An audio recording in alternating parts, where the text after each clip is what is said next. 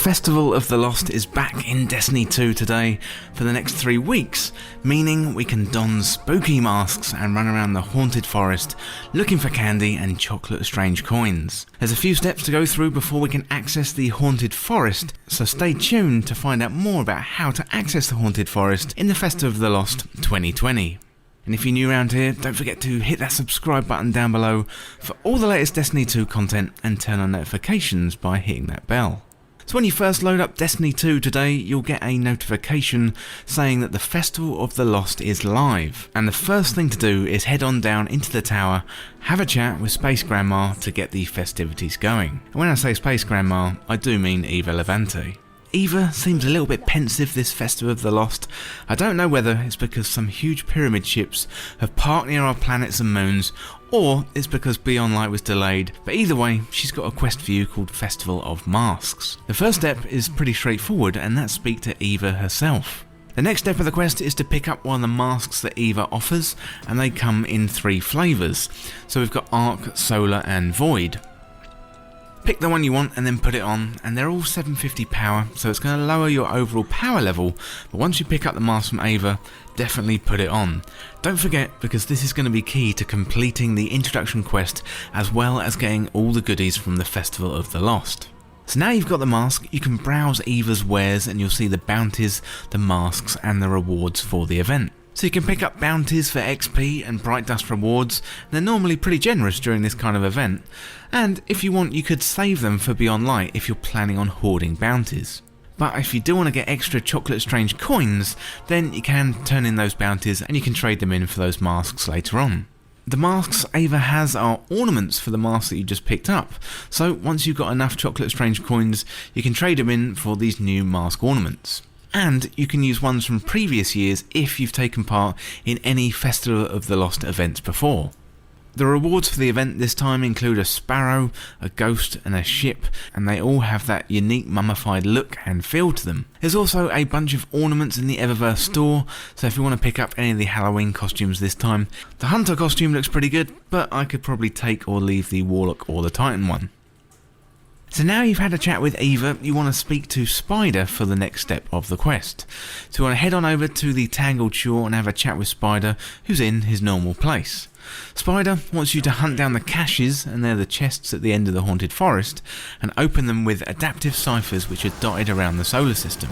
So what this basically means is to open the chests at the end you're going to need ciphers, and to get ciphers you're going to need to do activities around the solar system. To get your first cipher, the step of the quest says you're going to need to do a strike, crucible or a gambit match.